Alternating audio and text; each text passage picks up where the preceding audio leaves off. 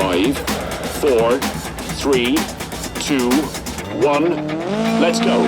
2021 officially marks the 49th season of the World Rally Championship, making WRC 10's 50th anniversary content a fraction premature. Of course, after nearly 2 years of total turmoil, it's hard to blame anyone for wanting to celebrate their birthday early, the World Rally Championship included. To mark the moment, WRC 10 arrives armed with the most retro content to grace developer KT Racing's series so far, with a new mode featuring cars and stages representing 5 decades of rally racing history. Combined with a deep career mode, the result is the spiciest and arguably the strongest official WRC game to date. Though that's a narrow victory since it hasn't changed dramatically since the already very good WRC 8 and WRC 9, and it's still making some of the same minor mistakes.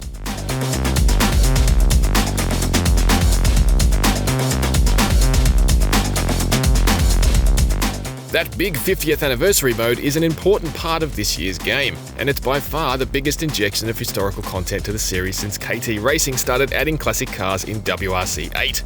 With its own separate menu and period photography, it does feel quite special at first, although there's ultimately not really a great deal to it. They're just a small collection of time trials with a little bit of text to explain the historical context of what you're about to do. One significant issue that some may have with the anniversary races is that the time requirements don't scale with the global difficulty setting. Inexperienced racers can dial down the intensity of their career in quick race difficulty, but at the time of review, anniversary mode cannot be changed. I thought I was cruising when I notched up the first 2 events on my first attempts, but that changed on the extremely tough 3rd event, which is actually the 5th event because, confusingly, the 3rd and 4th events got skipped and remained unavailable. At least a couple of the time requirements I've subsequently encountered in this mode so far have been surprisingly stiff, certainly severe enough for less experienced racers to bounce right off this mode entirely. It seems strange for WRC 10 to cater for new and novice players with a variety of settings, driver aids and tutorials, but opt for a hardcore one-size-fits-all approach for the marquee anniversary mode. Right 5, 80. The good news for anyone stumped by the taxing time limits in anniversary mode is that all these cars and the historical stages can be used in identical fashion in quick play without any such pressure. WRC 10 allows us to put any car on any stage, historical or modern. The older historical stages are a fun addition because KT Racing has stripped out the contemporary advertising and safety features of the modern stages and replaced them with crowds of more period-authentic spectators, many of whom are poised dangerously close to the roadside. WRC 10's old-school crowds aren't anywhere near as thick as they were in the heyday of Group B Bedlam, but they definitely contain a few folks whose lifelong dream is to be killed by a rally car. Things obviously don't get that grim, but the often cramped crowds do make the historical stages a compelling challenge because just the tiniest touch to a stupid spectator will instantly respawn you on track with a stiff penalty.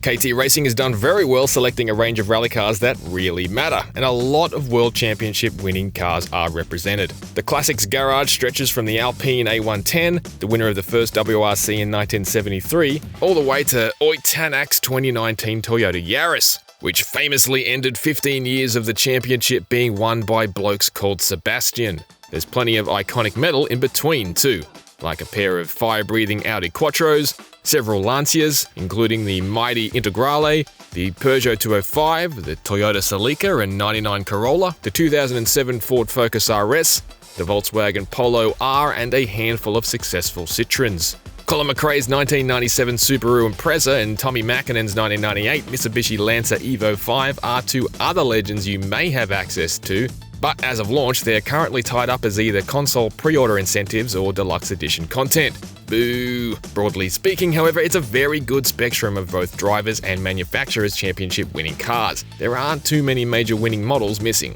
Right 4, keep it to left 3 short into right 4. Annoyingly, WRC 10 instantly makes one of WRC 9's more irksome missteps, which is demanding that everybody begins the career mode in either the WRC Junior or WRC 3 series, with no way for those of us who've done a few laps already to skip past these feeder series and get straight into the main WRC Championship. I get that climbing the motorsport ladder is a natural part of a career mode process, but it just feels a little punitive to make the faithful redo it every year. I suspect I would have had more patience for it had WRC 10 let me dive straight into the new private team career option, which lets you build your own race team and buy and design your own team car with the welcome new livery editor. But KT Racing has locked the most interesting new element of WRC 10's career mode behind the completion of Anniversary Mode, which I don't get. On top of that, the baffling bonus objectives have survived another iteration without being kicked to the curb, meaning you'll still need to put up with your manufacturer suggesting daft things like, "Don't use hard tyres for this rally," which slightly undermines the interesting new tyre strategy layer KT Racing has inserted this time around. Not only must we choose a stockpile of tyre types to take into each rally, but tyres can even be cross-mounted if you want to experiment and potentially discover some extra speed on drastically mixed surface stages. Opting to complete the new shakedown before each rally will also give you 4 additional tyres in your stash. You can name your co-driver this year, which is a fun touch, and KT Racing has added both an English language female co-driver and a range of extra co-driver chatter for a bit more flavour out on stages. They probably could have done with a wider range of comments because they get repetitive quickly, and they're not always correct. Try to stay on the track. We are on the track, we're just facing the wrong direction. But I quite admire WRC 10's ability to get a rise out of me. Seems a bit optimistic. Shut up, don't tell me how to drive. If you find it irritating, the so-called immersive voice can be toggled off. There's definitely been work on car audio this year too. It sounds denser, and I've encountered none of the volume bugs I ran into in WRC 9. I did find at least one new bug though. Hey, you did say caution tree inside. WRC 10 includes the new Estonian and Croatian rallies, but there are a few rallies missing from the roster. The last-minute Arctic rally won't be featured, the cancelled Rally Sweden remains in WRC 10 in its place.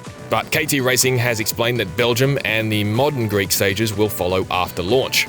I think Estonia is the highlight of the new rallies so far, with its fast, dusty stages and lush and gorgeous colour palette. It's also a gravel rally, which I prefer over tarmac rallies, as it's the type of looser driving I enjoy. There have been some changes to the handling this year, and I find the better sense of consistent momentum while sliding cars on the throttle quite satisfying. It also feels more challenging to make very small steering adjustments at high speed on a controller, and it does quite a good job of letting you know when you have the wrong tyres on.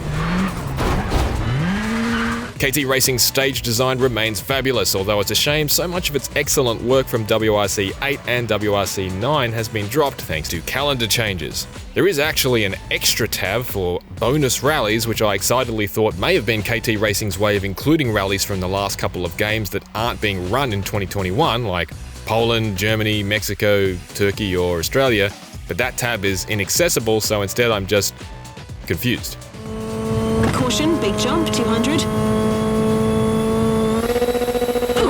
WRC 10 is a great rally game and a lovely, if a fraction flawed, ode to the 49-year history of the World Rally Championship.